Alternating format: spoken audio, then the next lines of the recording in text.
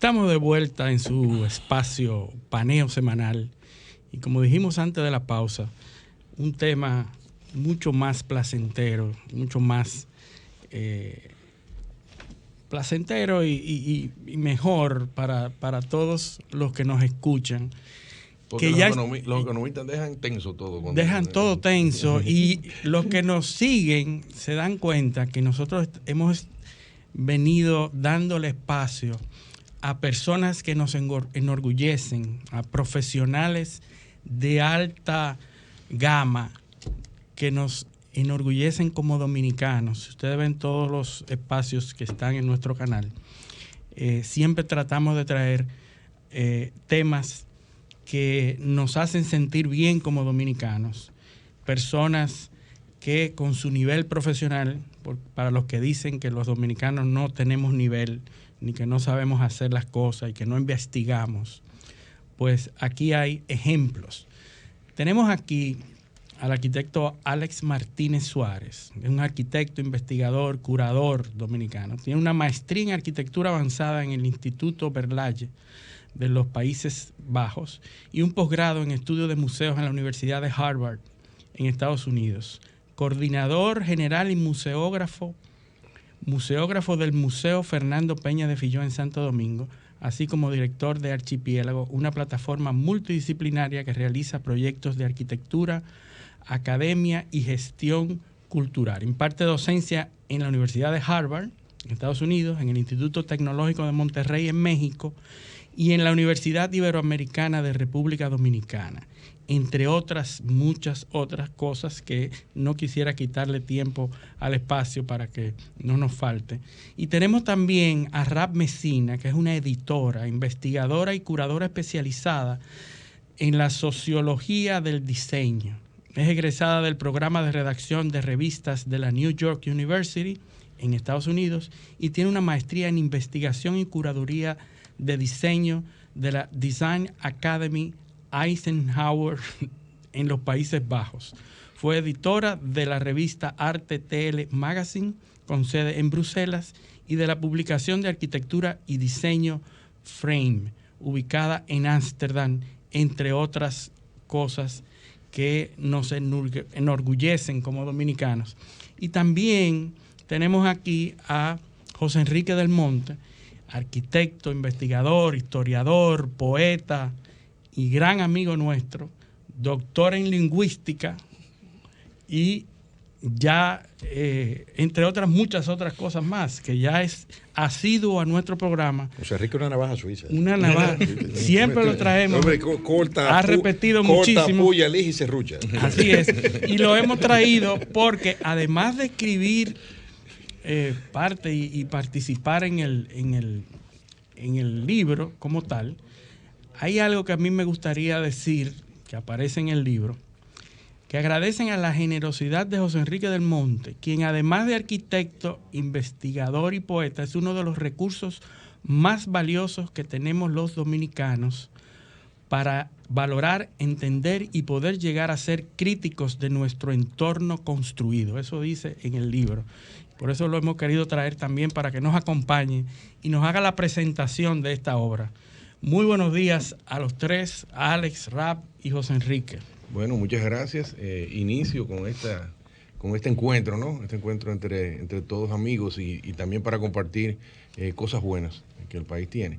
Y mi papel aquí no es más que darle paso a Rap y a Alex, que son los verdaderos protagonistas de este esfuerzo y que en realidad han hecho un trabajo muy valioso, no porque es un cliché decir que es valioso, sino porque sabemos que el contenido de su investigación sobre el Hotel Jaragua trasciende la tradición de la investigación que estamos acostumbrados aquí en la República Dominicana, porque lo han colocado a partir del hecho de la construcción y demolición de un edificio en Santo Domingo.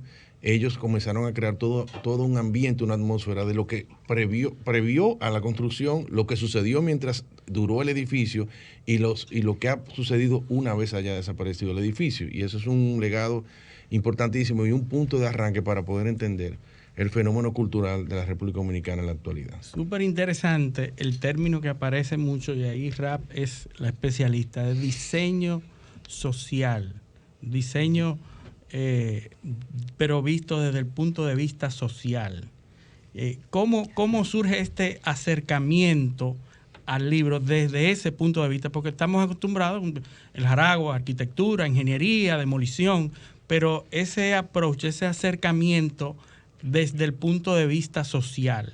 ¿Sabe que ese es el problema muchas veces? Que nosotros, muchos dominicanos que viajan, dicen, ¿viste tal edificio? ¿Viste tal? Y lo asocian como algo separado de lo que pasa ahí dentro o de lo que pasó antes. No, ningún edificio, ningún objeto construido existe en el vacío. Este fue el caso del Jaragua, que mucho más que otros edificios tenía más historia contenida que, bueno, Santo Domingo entero del siglo XX le pasó por ahí. Cuando Alex y yo iniciamos a trabajar, era originariamente un proyecto de arquitectura, solamente de la evaluación del valor arquitectónico de ese gran edificio. Pero nos dimos cuenta de que por ahí pasó Trujillo, de que por ahí pasó la creación de una nueva sociedad, de una nueva clase alta a mitad de siglo. Por ahí pasó también, bueno, Balaguer, por ahí pasó Jorge Blanco. Batista. Perón. Hablo del contexto social que se daba en ese momento. Pero más importante todavía, cuando nosotros nos despertamos hoy, salimos a la calle, a las 6:30 de la mañana hay un tapón, y lo que vemos es una ciudad que nos agrede arquitectónicamente porque todo alrededor es feo, no hay descanso, no hay colirio visual. Todo eso, la ciudad de 2021, que nos agrede como ciudadanos, tiene que ver con la caída del Jaragua. Por eso, la sociología del diseño es más que sencillamente ver el objeto diseñado. Es entender por qué llegamos ahí y cómo nos afecta a todos. Qué impresionante. Y a todos, y lo digo como arquitecto, fueron Alex y José Enrique compañeros en algún momento en la carrera de arquitectura. ¿Qué los motiva a retomar el Jaragua? Porque para los arquitectos es un ícono, es parte de nuestro corazón y todo, pero ¿por qué retomarlo de nuevo? Yo creo que es importante. Bueno, primero nosotros entendemos que muchísima gente no sabe que eso existió. ¿Cuál es la historia de ese antiguo edificio que hoy no está acá? Y recién, como comentábamos al entrar a la cabina, que hay muchísimos centennials y millennials que no saben qué ocurrió allí, que entienden que lo antiguo del Jaragua es el Jaragua actual. Y entonces es una oportunidad no solamente de dar a conocer y también valorar en justicia en su verdadera magnitud lo que fue ese ícono arquitectónico, incluso exportar ese conocimiento al hacer libros en inglés y español, porque es importantísimo que también se dé a conocer finalmente, pero hacer una reflexión, como introducía Rap, a lo que está pasando en nuestra ciudad, en nuestro medio, y cómo va a ser que lo que nos han enseñado conservar históricamente, que es la arquitectura colonial, o lo que está en la muralla de la antigua Santo Domingo, es lo que vale la pena conservar. Es retomar ese entendimiento a un público mucho más amplio, a quien está dirigido esto, para entender que hay otros patrimonios también y que valen la pena conservar y valen la pena contar historias que ocurrieron allí y potenciar esos sitios y que pudiesen sobrevivir y funcionar en el siglo XXI.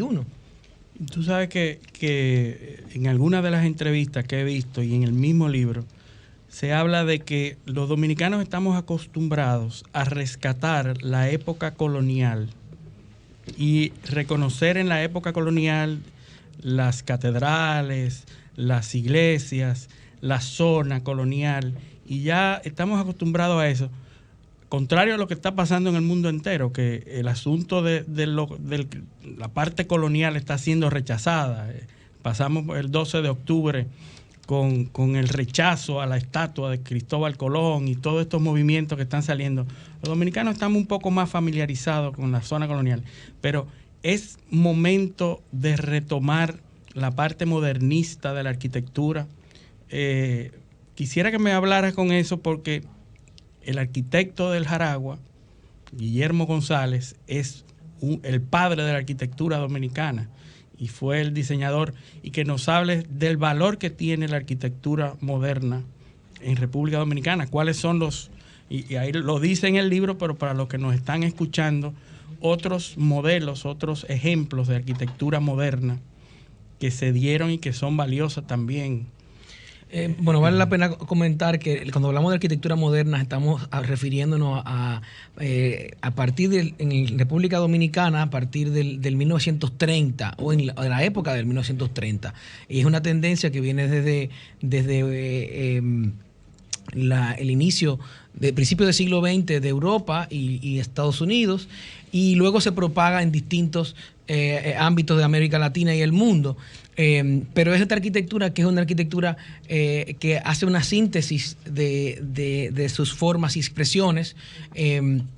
Y ustedes van quizá pueden imaginarse un edificio que anteriormente tenía mucha ornamentación, una expresión muy rebuscada. La arquitectura racional, como se le puede también decir, es una arquitectura mucho más austera, mucho más limpia, para los que no son tan entendidos con la arquitectura. Pero aquí hay mucha arquitectura que todavía, de arquitectura de la buena, de la arquitectura moderna, que vale la pena conservar y vale la pena utilizarla de ejemplo para, por ejemplo, obras también de Guillermo González que se hicieron en el 55, todo el complejo de la Feria de la Paz y la Confraternidad del Mundo Libre, que eran edificios para una feria efímera. Luego se convirtieron en un centro cívico, en un centro gubernamental, y esos edificios están ahí funcionando. Ahí está el Senado, ahí está el Ayuntamiento, entre otras dependencias del Estado. El Colegio Loyola. Solamente el Colegio Loyola, por ejemplo, era el pabellón de España. Pero vale la pena hoy, en el 2021, y muchos países ya hace rato que tienen esta discusión de hablar del patrimonio reciente y de qué ha pasado, cómo ha sobrevivido y qué oportunidades tiene de tener una nueva vida. Y eso es importantísimo que hagamos traigamos esa conversación a la mesa en el día de hoy, particularmente en nuestro país. Yo vi en su obra, que por cierto lo felicito porque está muy bien. No han dicho el nombre del libro, por cierto. El Jaragua no cae. Jaragua no cae. Jaragua no cae. Es una obra que, además de ser un libro, es un performance, es como una puesta en escena. Es una puesta en escena, sobre todo lo bien logrado que está en el web, en la página jaraguanocae.do. Para todos los que nos escuchan pueden entrar. La puesta en escena de ese libro en la página web es excepcional. Impecable. Yo lo felicito. Y la redacción, o sea, está muy, muy bien estructurado. De Muy verdad que lo bien. felicito. Yo vi un concepto que me llamó mucho la atención, que ustedes desarrollan ahí. El concepto de Hotel Nacional. Sí, sí. O sea, yo no lo conocía. Yo sabía. No había escuchado eso nunca. Y la verdad que es muy interesante. Ustedes nos podrían hablar un poquito de eso para que nuestro público tenga la oportunidad de conocerlo y yo también aprender. La razón por la cual el primer hotel nacional que tenemos cerca, el de Cuba, tiene tanto éxito es porque, primero, había mucha gente de Estados Unidos, de la élite, que no podía vacacionar en la costa azul de Francia por el tema de la guerra. Uh-huh. Y segundo, ese hotel, el de Cuba, surge por un tema de la prohibición del alcohol en Estados Unidos. Entonces la gente dice, los estadounidenses, ¿dónde puedo ir a beber tranquilo bajo el sol? Y esto surge. Un hotel nacional da la cara por la idea turística del país. Por lo general surge o una alianza público-privada o sencillamente algo público, que fue lo que sucedió acá. En 1934, Trujillo recibe una carta de otro hotel muy interesante en la región, en San Juan. Y el gerente general de ese hotel le dice, mire, sáltese el sector privado, que esa miopía no se la quita a nadie.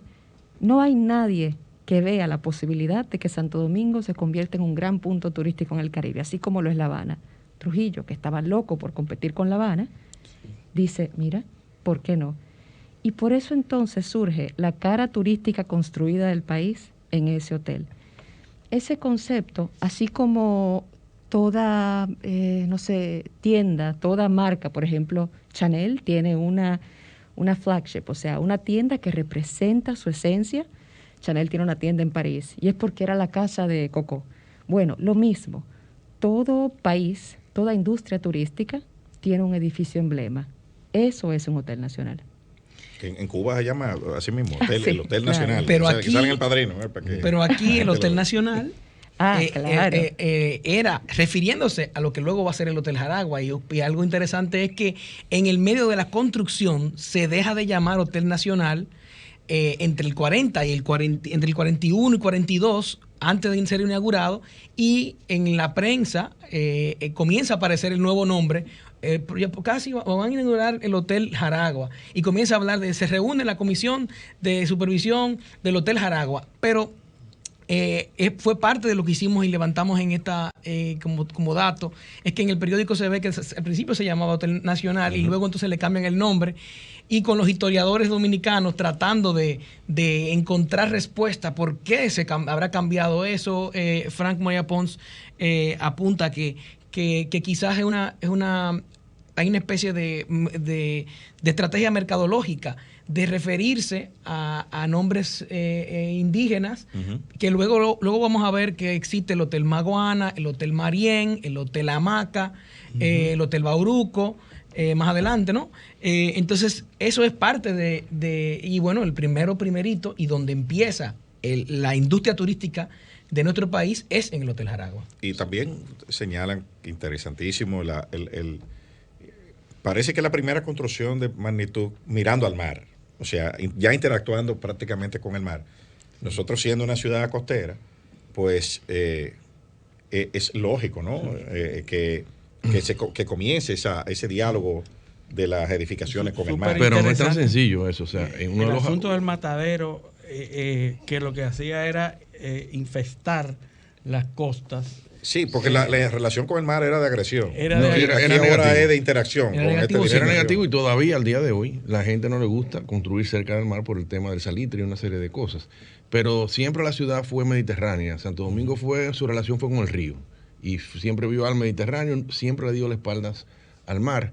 Y cuando hablamos del Jaragua, y bien lo señalan en el libro, es la primera vez que hay una vocación abierta, pública, hacia ese espacio infinito que es el mar Caribe, que no se da en otros edificios, porque no es lo mismo estar en el malecón que participar del malecón, que son cosas diferentes. Incluso en la arquitectura más reciente, ese fenómeno del Jaragua no se da.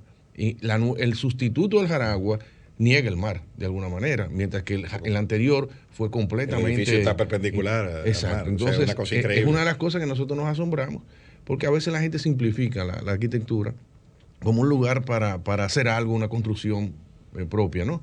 Pero hay una poética dentro de la arquitectura que los grandes maestros del diseño, de la arquitectura, lo dominan y nos enseñan a nosotros esos rasgos fundamentales, que es lo que nosotros exaltamos del Hotel Jaragua. Y cuando vino la propuesta de hacer desaparecer ese edificio, precisamente del mismo que lo promovió, que fue el Estado, que es una cosa incongruente. O sea, es un edificio que surgió con una política muy clara de desarrollo y de visión y de establecimiento de una industria del turismo, y el mismo Estado entonces lo sustituye por otra pieza totalmente anodina que puede estar en cualquier país del mundo, y vino la gran lucha. Quizá el público general no entendió el fenómeno de rechazo a la sustitución, y tuvo toda una campaña financiada por el mismo Estado para convencer a la opinión pública de que ya ese edificio era obsoleto y de que se requería otra infraestructura. Y entonces ahí vino que a los que estaban a favor del Jaragua lo señalaron como románticos y no personas que están acordes con los cambios que dan los tiempos. Y eso ha sido una tara muy fuerte para toda la lucha posterior que se ha tenido para defender las cosas valiosas de la arquitectura dominicana, que son parte de nuestra verdadera identidad, porque es el reflejo de las manifestaciones culturales de una sociedad. Y como bien dice Luis Polanco, el Jaragua no es único. Hubo muchos edificios que están ahí diseminados por la ciudad, que son valiosos, pero que cada día van desapareciendo, igual como el Jaragua, pero esta vez con mayor capacidad de silencio. Silencioso, y perdemos entonces una referencia importante. Y ese es uno de los aportes del libro también, hacernos pensar en esas cosas. Uno de esos espacios que preocupan, por ejemplo, que siempre nos hacen la pregunta, ¿qué ustedes creen que que pudiera ser la próxima víctima de esta depredación? Precisamente, y en las reflexiones finales del libro y y en la página web también, en la exposición virtual, hablamos de que puede ser que se repita la misma historia en el malecón y no nos estamos dando cuenta con el Agua y Luz, con el Teatro Agua y Luz, que lleva una trayectoria un poquito parecida porque el Estado Dominicano lo construye en 1955 para este evento particular. Luego ha tenido una vida también un poco accidentada de el tema legal de a quién le arrendamos este inmueble. Lo mismo, o sea, y eso no lo hemos dicho, pero el Jaragua sufrió muchísimo tiempo de una inestabilidad administrativa, legal tremenda, ¿no? Entonces, tenemos que mirar también ese caso, porque siempre se ha hablado de que quizás eso puede servir para tal cosa, que es un centro de eventos, pero en este momento, ustedes se acuerdan que recientemente que eso estaba en manos de un grupo económico que supuestamente iba a hacer algo, pero ahora se lo quitan o se lo van a quitar porque un tribunal falló. Entonces, ojo con eso. Pero yo quería volver al tema de Jaragua, de la historia per se, y para aprovechar también contarles un poco de las cosas que nos sorprendieron, que no sabíamos que estaban en ese edificio. Y Rap disfrutó mucho la parte de todo lo que es el entretenimiento, la farándula, la vida, la farándula, o sea, ¿qué había de lo que fuimos reencontrando. El Sheriff Marco estaba el ahí, Sheriff Marco, por ejemplo, Esa es la última etapa, sí. que la gente tampoco sabe, ¿cómo que no? Comenzó por ahí, de hecho fue un comentario precisamente de Del Monte que decía, había un personaje llamado Sheriff Marcos. Cuando los niños se portaban mal, los papás llamaban al sheriff y le decía, Tomás, me le pasa vergüenza en televisión. Bueno, ahí sucede. Eso ahora lo meten preso. Claro, eso es violencia. Bueno, no, pero bullying. 5 años uno y 3 a sheriff. Una estampa de la vida nuestra en 1970, en los 70, eso era... Toque de queda para los niños. Pero para nosotros fue noticia, porque alando ese hilo, ahí fue que entendimos que Color Visión, cuando se traslada de Santiago a Santo Domingo, porque aquí era que estaba el negocio de los anunciantes, dice, estoy en un hotel allá, en Matún, en Santiago, porque la infraestructura me funciona. ¿Dónde me mudo en Santo Domingo? Pues antes de estar en los estudios donde están ahora, pasaron por el Jaragua. Ahí estaba el Sheriff Marcos, ahí estaba la figura clave que se inició en televisión de Horacio Lamadrid, que nos dio unas entrevistas y unas fotos invaluables. Por ahí estaba antes también la radio dominicana, Radio Universal. Elis Pérez, como con 5 años, no mentira, pero Elis Pérez, bien jovencito, comenzó su carrera de radio ahí también. Pero todo eso para decir que había valor histórico en ese edificio, más allá de su uso como hotel. Y que aparte, lo que me preguntaba de la sociología, uno puede contar muchísimo más sobre cómo se usaron las paredes, hablando sobre cómo esos espacios, como dice Del Monte, funcionaban mucho más que sencillamente como 4 paredes que albergaban un turista. Súper interesante que el Jaragua, y también lo cuentan en el libro, formó parte de la vida dominicana desde su construcción hasta su demolición. Siempre fue importante, siempre tuvo algo que contar. La luna sobre el Jaragua, que es un término que uno quizás oye, habla sobre las noches que se daban en el Hotel Jaragua y todas las actividades que se hacían así. Yo recuerdo pequeño, me llevaban a la piscina del Hotel Jaragua, que era una actividad de domingos o de fin de semana. ¿Tú no eres de ahora? En los 70, ¿verdad? Era parte de la vida nacional, la dominicanidad.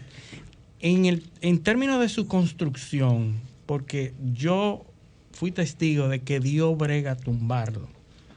O sea, ¿qué lo hacía tan fuerte? ¿Cuál era la formación? Las características. Sé que el uso del hormigón armado y de todo esto. Háblenos de esa parte. Bueno, vale la pena decir que Guillermo no estuvo solo en este proyecto. Guillermo González, que siempre es la figura principal, y que su hermano, Alfredo González Sánchez, es el brazo ejecutor de las ideas de Guillermo y trabajó muy de cerca con él en muchas de sus obras. Y esto no fue la excepción.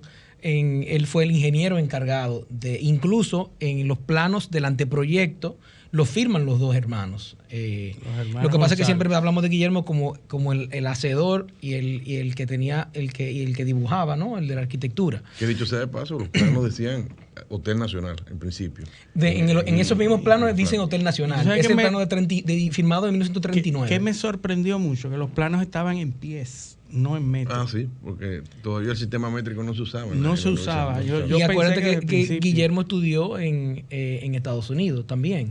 Entonces, a lo mejor un tema de lenguaje de métrica de allá. Pero el edificio era un edificio sólido. No, es que se usaba el pie el sistema inglés, porque acuérdate que la oficina de obras públicas y el departamento de diseño de obras públicas fue creado por los norteamericanos.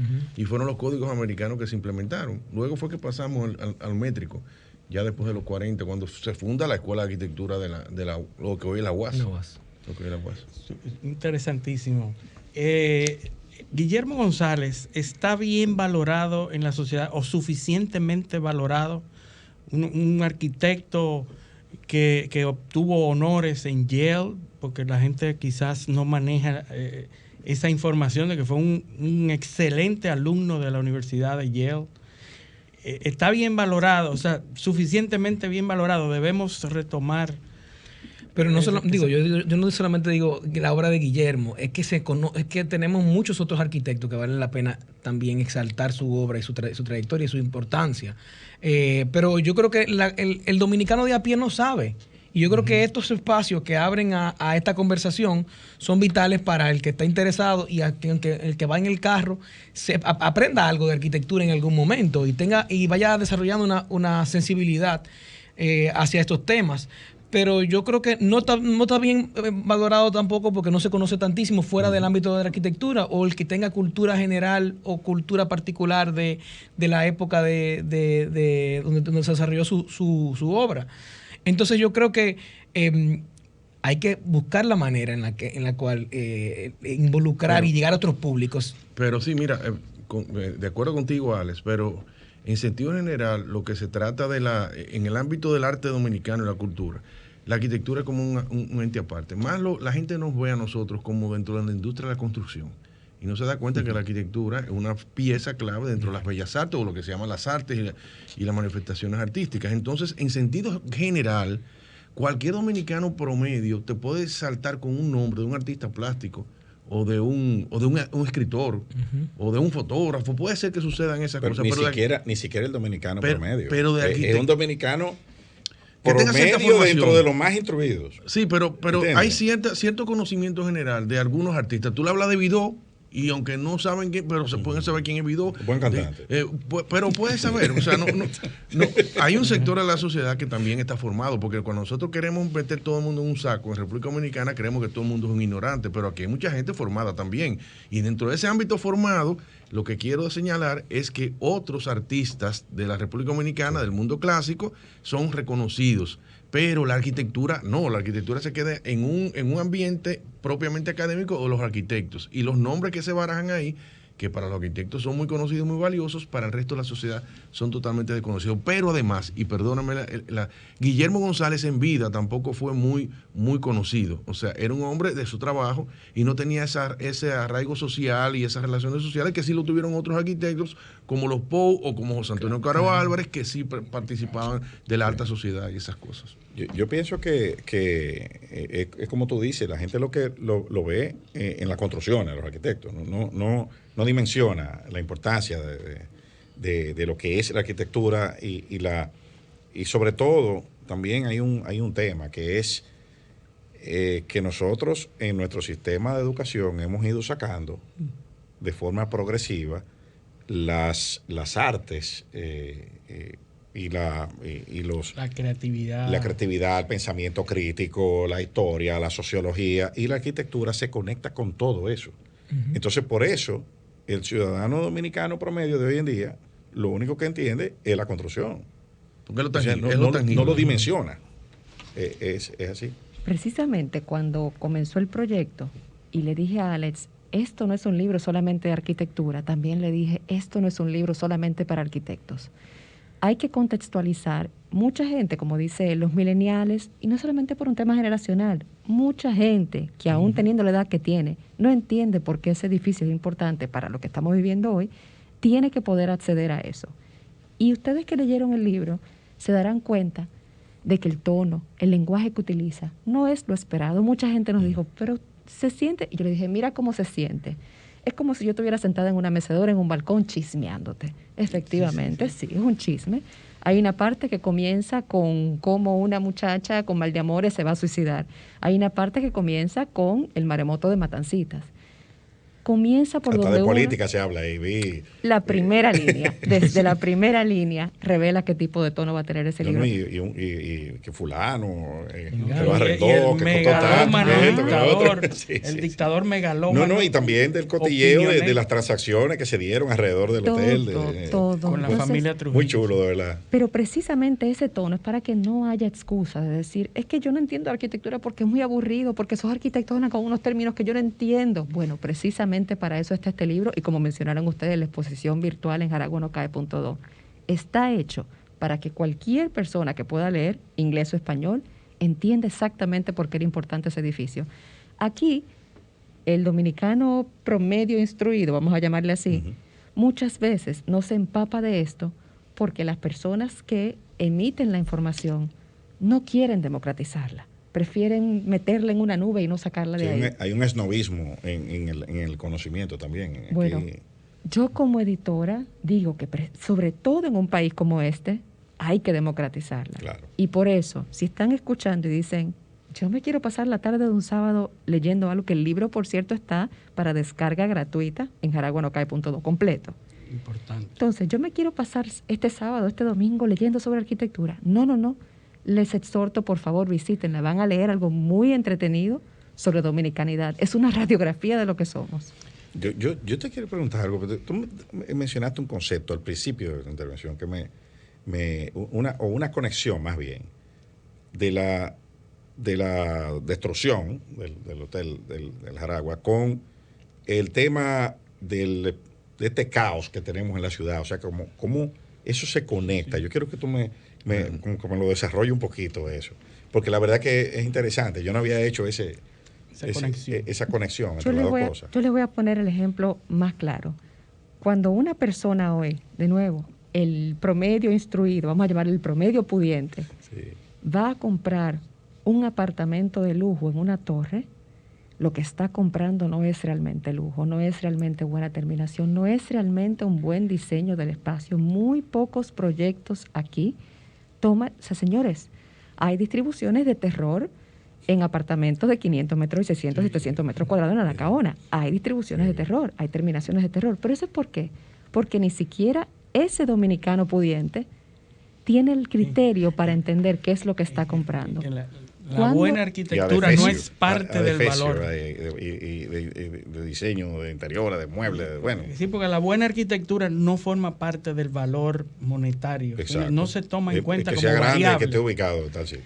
¿Y qué es la buena arquitectura? Esa poesía de la buena arquitectura es que yo pueda vivir dignamente dentro de ese espacio diseñado. ¿Y qué es la dignidad? Bueno, para cada persona la dignidad es distinta, pero sí que tenemos puntos en común. Y muchos de esos proyectos no toman esa dignidad en cuenta. Pero no es meramente estético, ¿eh? Pero digamos que sea solamente estético. Esa persona no cuenta con el criterio de saber qué es buena arquitectura y sencillamente ve un monto y dice, claro, esto es de lujo, claro que sí, lo voy a pagar con gusto. Y así, porque los gustos, las aspiraciones de todos nosotros van desde arriba hacia abajo, todos los que estamos debajo en la pirámide decimos, claro, a esto es que tenemos que aspirar. Estamos condicionando también a la sociedad, lo va a dirigiendo. Esto es que tenemos que aspirar. Entonces, y se produce esa agresión estética desde el 96, al ciudadano. Desde el 96 hacia acá, que nuestra ciudad ha cambiado tanto, notablemente, bueno, nos han agredido, pero no solamente eso, nos han quitado los maestros visuales y los maestros espaciales que nos dicen cómo es que nos merecemos en una ciudad tan calurosa, por donde estamos, con tanta humedad y con también cuestiones culturales. Porque, señores, o sea, hasta la tontería, o sea, no es una tontería, pero por ejemplo en Dominicana todavía se usa tener una señora de servicio viviendo en casa. Y a mí me aterra ver como cada vez las torres son más grandes y las habitaciones de servicio más pequeñas. Y con menos ventilación. Esa parte yo no la entiendo. Entonces, a eso voy. Estamos cambiando sin darnos cuenta y nadie demanda, nadie exige porque no tiene el criterio. A eso me refiero, con que nos han quitado la capacidad de exigir lo que verdaderamente nos merecemos. No sabemos lo que nos merecemos. Yo siempre pregunto, cuando veo esos avisos de vendiendo apartamentos de primera, ¿y qué es de primera? O sea, entonces, cerámica importada, ¿de dónde? De China. Importada. ¿Tú la traes de Haití y es importada? Sí, lo que pasa es que eso fue una promoción de los 90 cuando todavía aquí fabricábamos baldosas y ese tipo de cosas. Entonces te ponía como un adicional que venía importada que era de otra calidad. No es local. Pero todavía sigue la promoción es esa, importada. Madera preciosa. Madera preciosa. Entonces yo pinto una madera mala, muy bonita y ya está preciosa. Sí, todo lo que no sea fino es precioso. Sí. Eso es así. Que pino feo entonces. Mira, Rap mencionó un término también súper interesante de los maestros visuales, los referentes estéticos, que no tenemos referentes estéticos en cuanto a la interacción del ciudadano hacia la arquitectura y hacia los espacios públicos. No hay referentes para decir, mira, esto está bien, vamos a replicarlo o vamos a hacer cosas como esta. No existen en la ciudad. Precisamente porque lo han ido destruyendo poco a poco. El caso que tú mencionabas de Gascue, que hay muchísimos valores que están hoy siendo destruidos silentemente porque nadie se entera. Le suben unos al lado, unos parales, y cuando los vuelven a bajar ya no hay edificios. Sube el telón, baja el telón. Exactamente, te ponen desapareció unas vallas y entonces después las bajan y ya el edificio no está, para que nadie se queje, ni nadie se entere de eso. Me pregunto si el tema de que esas construcciones se relacionan al régimen de Trujillo, ¿qué tiene que ver esto con la desvalorización? Porque nosotros llegó una etapa en nuestra historia en donde todo lo que era Trujillo era malo. Y había que destruirlo. Y había que destruirlo y no se podía. Bueno, todavía hay una ley, yo creo que está vigente, que no se puede hablar. Exaltar. Apologías al absurdo, desde mi punto de vista es absurdo ya. Bueno, pero no te preocupes que hay en Europa hay leyes vigentes contra el franquismo, contra el nazismo, en Italia contra el fascismo. Pero el hecho de que todas esas obras, Orga, la mayoría de esas obras se relacionan o se referencian al régimen de Trujillo, hace que pierdan valor o pierdan interés en la sociedad. ¿Cómo podemos retomar esas obras sin exaltar ese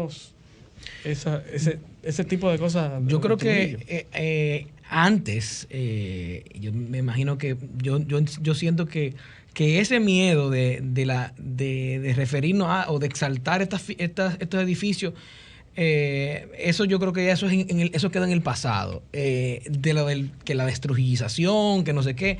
Yo no creo que ese es lo de ahora, porque es que si en el 2021 decidimos tener esa línea, como quiera hay que eliminar toda la infraestructura del Estado, empezando con el Palacio Nacional, que cumple, por cierto, 80 años de inicio de su construcción. El 47 lo inauguraron. Pero se inaugura empieza el proyecto en el 42 o en el 44. El caso es que están ahora mismo el Ministerio de la Presidencia precisamente está haciendo un trabajo de restauración, de puesta en valor del Palacio, investigando y están compartiendo con el público en las redes sociales lo que es el Palacio y los espacios del Palacio. O sea, si vamos a tener esa discusión, que para mí eso no tiene sentido ya, incluso tuve una conversación una vez con la directora del Museo Memorial de la Resistencia Dominicana, quien dice, Luisa de Peña, dice, hay que tener cuidado con esos edificios porque ese es el tema que nos apasiona y ellas tienen como que con pinzas naturalmente por lo que representa. Pero yo creo que no es una amenaza, o sea, por favor, en el mundo entero En el mundo entero, la arquitectura y la arquitectura ligada Los al poder, patrimonios. eso no hay que ni hablarlo, porque ¿quién construyó tal cosa? ¿Quién construyó tal cosa? Aquí todavía se asocia mucho la construcción con el gobernante de turno. O sea, aquí el metro lo hizo Leonel, tal cosa la hizo Balaguer. O sea, la gente lo asocia. Pero yo entiendo también que en este caso, en el caso de Gascue y de ese tipo de arquitectura, yo hago como una especie de construcción ideológica de la razón de por qué el dominicano en sentido general se identifica más con la zona colonial que con esa época, y es precisamente uno, lo de Trujillo, pero dos, también hay un tema de cómo nosotros nos sentimos como pueblo. O sea, nosotros preferimos ser españoles, anclarnos a ese pasado colonial europeo, a lo que es de manufactura criolla, que sería esa arquitectura, ¿no? Lo que pasa es que a veces pensamos en la ciudad y no nos damos cuenta que lo que tú y llamamos zona colonial, hoy en día era la ciudad. Uh-huh. Pero esa ciudad tuvo la experiencia de 400 años definiéndose, decantándose y estableciendo sus parámetros referenciales. Y entonces, cuando nosotros llegamos al siglo XX con el desarrollo industrializado, podemos decirlo así, empresarial dominicano, entonces viene la riqueza, la bonanza, que nos ha acompañado, aunque no lo creamos, nos ha acompañado a lo largo del siglo XX y el XXI de manera continua. Eso ha generado muchos cambios en el territorio y obviamente estamos en una ciudad en construcción. O sea, el tiempo que duró el centro histórico, la ciudad colonial, lo que llamamos la ciudad colonial, para definirse, todavía en Santo Domingo tenemos apenas 50 años, 60 años definiéndose. Y hay zonas como que son de transición en la zona colonial, que va cambiando de un estilo a otro por época. Pero se van superponiendo, sí, pero van dialogando uno con otro y al final no hay una sustitución, que es lo que sí pasa en la parte nueva del territorio urbano, donde se sustituye el anterior y se colocan nuevos elementos referenciales. El caso, por ejemplo, donde estamos aquí ahora mismo, en Naco.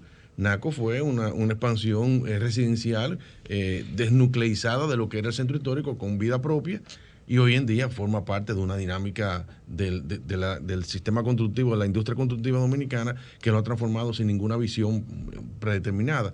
Es decir, que estamos en una etapa, nosotros estamos sufriendo la etapa de la modificación de lo que va a ser la ciudad de Santo Domingo a futuro, que no sabemos finalmente cómo va a ser, si va a ser utópica o va a ser todo lo contrario, negativa para el futuro. Quizás nosotros aspiramos a que sea positiva y por eso luchamos con libros como Jaragua no cae, para llamar la atención, para que la nueva ciudad de Santo Domingo, que va a existir dentro de un tiempo, y nosotros formamos parte de eso, no tengas esas carencias que nosotros estamos advirtiendo, esas amenazas que ya están identificadas.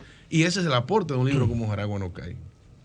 Y teniendo este valiosísimo aporte, el Jaragua no cae, próximo proyecto. Exactamente, eso iba a preguntar. ¿Qué otro edificio vamos a rescatar y que nos hable del proceso Digo, si se puede decir, el proceso de conseguir los recursos para hacer esto y cómo valoraron y cómo esas instituciones que los han apoyado a ustedes se concientizaron de que era valioso y que era justo aportar eso, para ver si con los próximos proyectos se logra esto. Yo creo que antes de que ellos contesten, ellos forman parte de un grupo de arquitectos y intelectuales que están comprometidos con referentes de la cultura dominicana, en este caso la arquitectura. Y no están solos, o sea, hay gente que está preocupada en ese sentido. Yo puedo anunciar, por ejemplo, que estamos ya hace mucho conversando, Alex Martínez y Rap está enterada de las investigaciones que estamos haciendo del conjunto de edificios de la Feria de la Paz, que con otros investigadores estamos sacando a flote todo el significado que tiene ese conjunto, más allá del elemento negativo que significa la dictadura de Trujillo. Pero eso es uno, porque a lo mejor estamos solamente valorizando una época en particular, pero hay demasiado que valorizar en el territorio dominicano, y con la energía que tienen Alex y Rap para investigar y la experiencia positiva que han dejado en todos nosotros con el resultado, yo estoy seguro que van a surgir muchas cosas, porque estamos llenos de muchas deudas deudas culturales, tenemos muchos vacíos de investigación, tenemos muchos parámetros asumidos y muchos elementos todavía oscuros que nosotros no hemos sacado todavía a la luz y descifrarlo. Incluso cuando nosotros queremos exaltar a un arquitecto que para nosotros es valioso, aparecen otros que están por ahí dispersos, que también han hecho una obra muy correcta, muy buena y que mucha gente tampoco conoce. O sea, que hay un gran espacio para la investigación. Todo esto comenzó gracias al Centro León, una de las pocas instituciones culturales, aunque es del sector privado del país, que entiende que cultura no es solamente una exposición de cuadros, que no es solamente, que marca país no es solamente faldeo y merengue, que está en constante evolución y búsqueda, una búsqueda muy curiosa de las maneras en que se debe compartir nuestro patrimonio cultural. Ellos financiaron casi en su totalidad esta investigación, la producción de un libro físico, la producción parcial del sitio web, y también recibimos ayuda de una beca de investigación de la Fundación Graham, que es una institución en Chicago que apoya investigación en bellas artes y en arquitectura. ¿Qué pasa? Siguiendo con la idea de democratizar la información, muchas personas seniales, o centeniales como se dice en español, han vivido toda su vida consumiendo video. Estuvimos en otro programa y un director de cine local lo lee y dice, ¿pero esto da para un documental? Yo le dije, sí, ya nos lo habíamos propuesto, de hecho. Hay entradas cinematográficas, hay escenas cinematográficas en el libro. Es posible imaginarse lo que pasaba con la cantidad de detalles que damos. Y precisamente se hizo así porque pensamos, esto, ya la investigación, la parte más difícil está hecha. Las imágenes están ahí. Los sobrevivientes, y digo sobrevivientes porque muchos de los entrevistados son nonagenarios. O sea, de hecho, murieron 2 personas entre el momento en que inició la investigación y hoy. Entonces, están ahí ubicados, están dispuestos a hablar. Esto puede convertirse en un documental que le explique a una generación de millennials hacia abajo, o sea, todo el que no vio nunca el edificio, incluido nosotros cuando cayó en el 85, que lo explique de una manera mucho más digerible. Entonces, ese es un proyecto que tenemos pensado hacer. ¿Cómo? No sé, con alguna otra institución pública o privada. La ley de cine, ahí está la ley de cine para los inversionistas. Hola, Mariana. Bueno, sí. pero alguien que diga, espera, ya yo entendí, viendo el ejemplo del Centro León, ya yo entendí el valor de esto, quiero seguir apoyando. Pero no solamente la parte de la historia caída, por decirle así, o esas deudas que tenemos, esas lagunas culturales que tenemos. Nosotros quisiéramos también enfocarnos en la investigación del presente, de lo que está sucediendo ahora, conectado, claro, con base en el pasado. Pero Alex, que tiene una plataforma de investigación arquitectónica y de eventos culturales llamada Archipiélago, y yo, que tengo un atelier de oficios editoriales llamado Anfibio, estamos trabajando en ese tipo de proyectos. ¿Para quién? Para el público precisamente que ha crecido con esas lagunas. Así que hay varios en proceso, pero el primero, para quien esté escuchando, es ese documental que se le debe a la sociedad, no capitaleña, porque ese gentilicio no dice nada, sandominguense. Bueno, yo me he quedado, aquí se ha quedado como 17 preguntas, pero lamentablemente se nos acabó el tiempo. Felicitarlos de verdad por el trabajo hecho, motivarlos a que sigan haciendo el trabajo, motivar a los inversionistas, a los inversores en arte y cultura, la gente que tiene que ver con el cine, que inviertan en ese posible documental y otros edificios y otras historias que andan por ahí, llamarlos a que inviertan en esto, porque la población, los dominicanos, lo vamos a agradecer y vamos a valorar ese tipo de eventos. Y agradecido por su presencia, dejándoles abierta la invitación para cuando quieran volver y a su orden para cualquier apoyo en ese proyecto. Nos sumamos desde ahora. Y agradecerle a nuestros teleoyentes su sintonía por este sábado, decirles que con el favor de Dios esperamos estar aquí y tenerlos a ustedes de nuevo en otra edición de Paneo Semanal. Hasta entonces. Paneo.